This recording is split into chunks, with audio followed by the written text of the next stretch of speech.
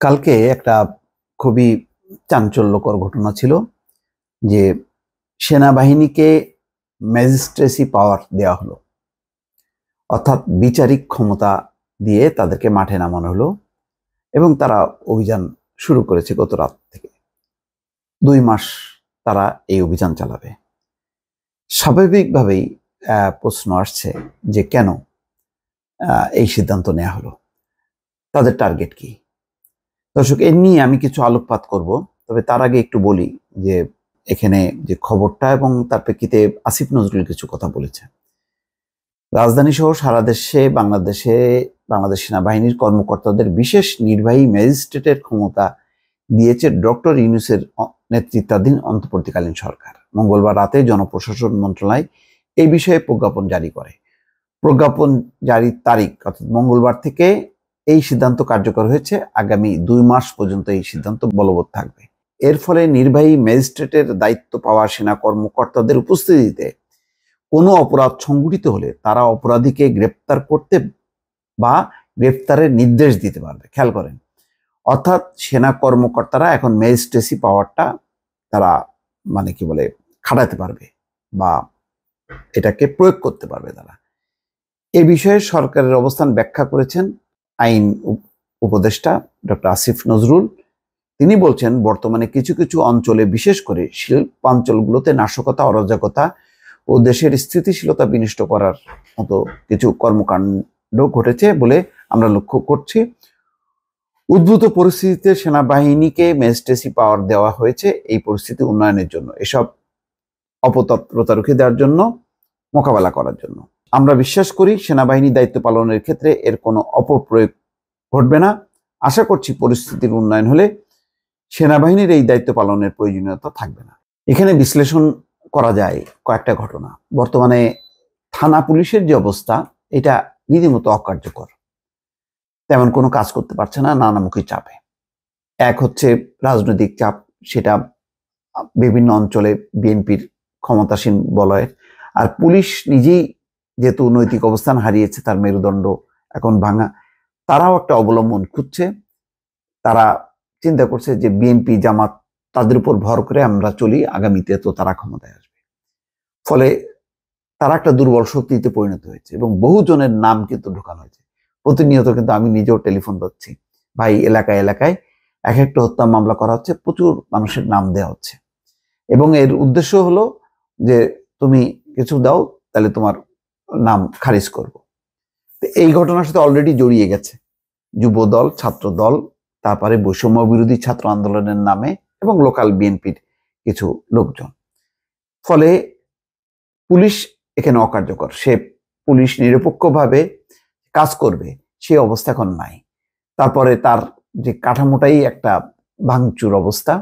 এখানে যেভাবে চুরি ডাকাতি বাড়ছে, প্রতিদিন নাকি ডাকাতি হচ্ছে। আমাকে একজন বলল, গুলশান এলাকায়, উত্তরা এলাকায় এমন কোনোদিন নেই ডাকাতি হচ্ছে না। তাহলে আইন শৃঙ্খলা পরিস্থিতির অবনতি হলো, তাহলে নতুন সরকারে সে লাভ কি? অনেকে বললো না যে এই জন্যই কি আমরা এই স্বাধীন হয়েছিলাম? এই প্রশ্নগুলি উঠছে এসব কারণের। আরেকটা যেটা আসিফ নজরুল বলেছেন যে হ্যাঁ, শিল্পাঞ্চল, এটা একটা ঘটনা বটে। আমার ধারণা যে এইটা বেশি দিন চলবে না, শিল্পাঞ্চলের পরিস্থিতি স্বাভাবিক হবে। তাহলে 2 মাস কি করবে? এই 2 মাস আসলে অন্তর্বর্তী সরকার একটা বার্তা দিতে চায়। যারা এখন মনে করছে যে আওয়ামী লীগের অনুপস্থিতিতে তাদের যেই লুটপাটের দোসররা, তারা তো এখন পলাতক, তাদের জায়গা দখল করার জন্য আবার কিছু দুর্বৃত্ত পয়দা হয়েছে।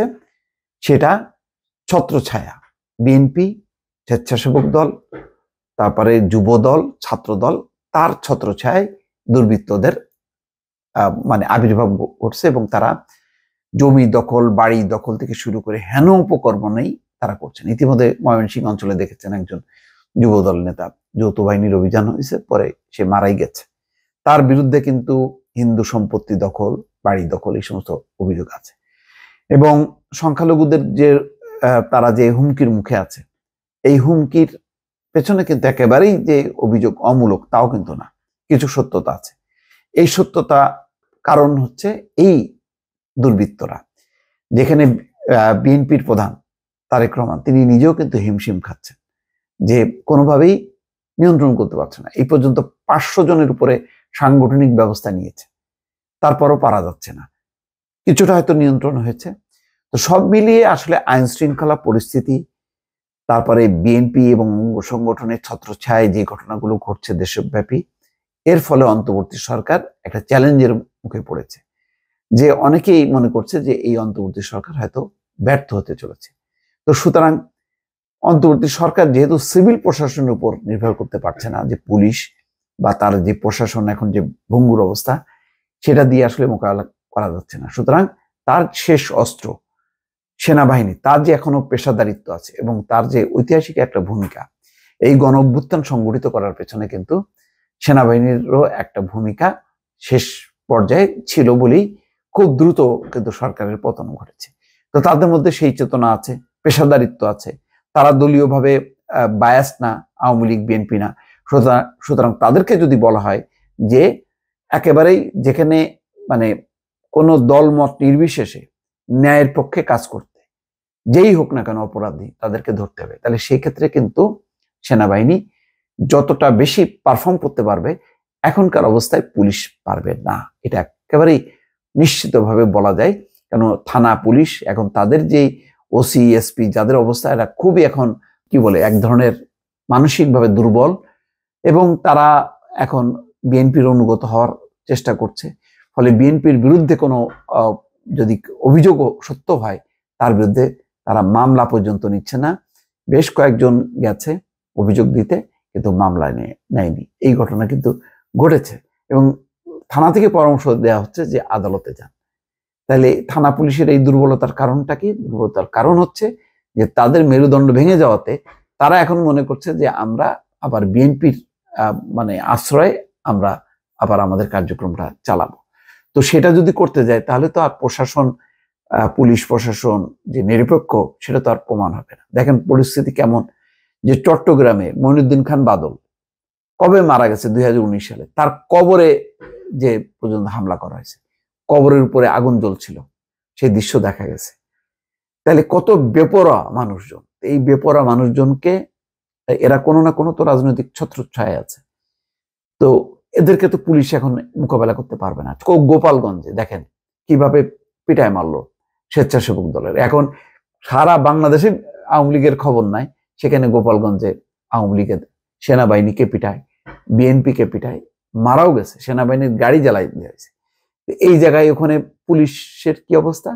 পুলিশকে যখন অভিযোগ করা হচ্ছে, পুলিশ তাড়াতাড়ি দরজা বন্ধ করে চুপ করে বসে আছে, তারা নাই ফিল্ডে। তাহলে এখন উপায়টা কি? উপায় আছে? উপায় নেই। ফলে সেনাবাহিনীকে ম্যাজিস্ট্রেসি পাওয়ার দিয়ে নামানোর মধ্য দিয়ে অন্তর্বর্তী সরকার একটা শক্তিশালী বার্তা দিল, এবং এটা দেওয়ার যথেষ্ট পরিমাণ যুক্তিসঙ্গত কারণ আছে দর্শক, এবং জনমনে কিন্তু একটা স্বস্তি আসবে। আপনি 1-11-এর কথা চিন্তা করেন, 1-11-এর পর সারা দেশের সামরিক বাহিনীর তৎপরতার ফলে কিন্তু মানুষ স্বস্তি নিঃশ্বাস ফেললো। আওয়ামী লীগ বিএনপির এই হানাহানির থেকে মানুষ মনে করলো, যাক আমরা বাবা রক্ষা পাইছি, সেনাবাহিনী থাকুক। এখনো কিন্তু সেরকম একটি অবস্থা তৈরি হয়নি। তো অন্তর্বর্তী সরকার চাইতেছিল না যে সেনাবাহিনী নামুক, তারা সিভিল অ্যাডমিনিস্ট্রেশন দিয়েই চালাতে চাচ্ছিল। কিন্তু সিভিল অ্যাডমিনিস্ট্রেশনের এখন যে অবস্থা, যে ভঙ্গুর অবস্থা, তারা আগে এক দলে ছিল, এখন এটাকে উল্টাইতে যে তারা আরেক দলে যাচ্ছে, মানে নিজেরা যে একটা স্বাধীন স্বাবলম্বী হবে সেই অবস্থাটা নেই।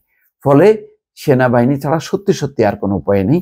সেনাবাহিনীকে দিয়ে বিএনপি হোক, দখলদার হোক, প্রতিপক্ষ, সবাইকে একটা মেসেজ দেওয়া হলো যে খবরদার, যদি তুমি অন্যায় করো, অপরাধ করো, তোমার কিন্তু ছাড় নেই। এবং এটা দরকার ছিল।